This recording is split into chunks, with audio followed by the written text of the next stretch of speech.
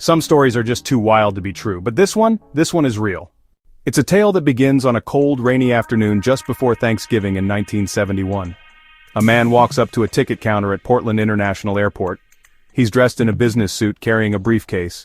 He looks like any other traveler heading home for the holidays. He buys a one-way ticket to Seattle on Northwest Orient Airlines Flight 305. The name on the ticket reads, Dan Cooper.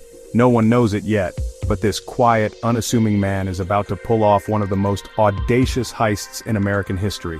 He will become a ghost, a legend, a mystery that has haunted investigators and armchair detectives for over half a century. Once aboard the Boeing 727, Cooper takes his seat, 18C. He lights a cigarette. He orders a bourbon and soda. He's calm, cool, and collected. To the flight attendants and other passengers, he's just another face in the crowd. There's absolutely nothing to suggest that he is about to hijack a commercial airliner. The man the world would come to know as D.B. Cooper was, by all accounts, a perfect gentleman. Flight attendants called him calm, polite, well-spoken. He wasn't frantic or aggressive. He even insisted on paying his drink tab while the FBI gathered the ransom. A bizarre politeness that makes the story compelling. Here's a man threatening an airplane, yet worried about settling a bourbon and soda. Who was he? A disgruntled veteran? A laid-off aerospace worker? A career criminal looking for one last score? Nobody knows. Authorities confirmed the money and parachutes were ready at Seattle-Tacoma. Cooper allowed the pilot to land. On the ground, in a secluded, well-lit area, the exchange was made. 36 passengers and 2 flight attendants left the plane unharmed. Cooper had kept his word.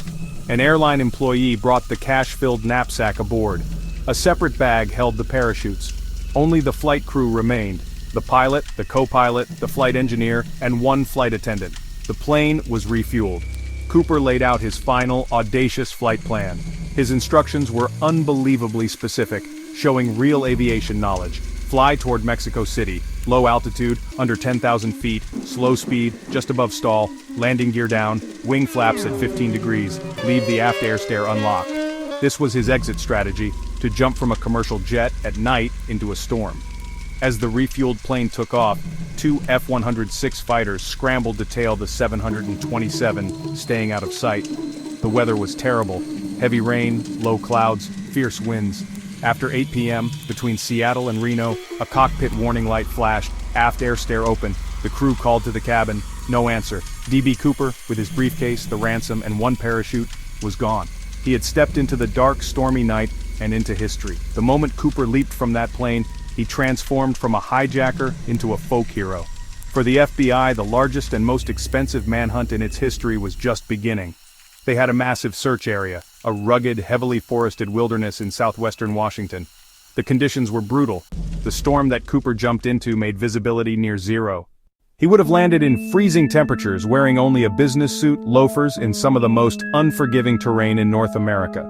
The FBI, along with hundreds of Army troops, scoured the woods on foot by helicopter. They searched for a body, a parachute, a briefcase, any sign of the mysterious man. They found nothing, not a single trace. It was as if the man had literally vanished into thin air. The FBI named their investigation NORJAC, for Northwest Hijacking. They interviewed hundreds of suspects, chased down thousands of leads, explored every possibility.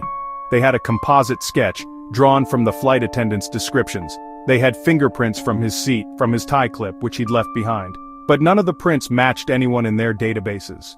For years, the case went cold. Then, in 1980, nearly 9 years after the hijacking, a discovery reignited the entire investigation. A young boy named Brian Ingram was vacationing with his family along the Columbia River at a place called Tina Bar. While digging in the sand, he unearthed a miracle. He found 3 bundles of rotting cash. The bills were waterlogged, partially disintegrated, still bound in rubber bands. The FBI confirmed the unbelievable.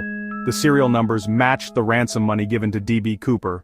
It was a stunning break in the case, but it only deepened the mystery. Only $5,800 was found. What happened to the other $194,200? So why, after more than 50 years, are we still so obsessed with this story? I think it's because the D.B. Cooper saga is more than just a crime. It's a modern myth. It's a story about one man who took on the system and against all odds, seemed to win. In an era of disillusionment with the Vietnam War and Watergate looming, Cooper became an anti-hero. He wasn't a violent thug. He was described as a gentleman. He didn't hurt anyone. He just took the money and executed a plan so bold, so cinematic, that it feels like something straight out of a Hollywood movie. He pulled off the perfect crime and simply disappeared. The mystery also endures because it's a puzzle with a missing piece. We have the beginning and the middle of the story, but the end is a blank page. Did he survive the jump? Did he stumble out of the woods, injured but alive, and start a new life with his fortune? Or did he meet a lonely end in the vast, dark wilderness of the Pacific Northwest, his skeleton and the rest of the money still waiting to be found? Both possibilities are equally fascinating. The legend of D.B. Cooper has woven itself into the fabric of American folklore. People still comb the woods and riverbanks of Washington, hoping to find the truth that may never be solved.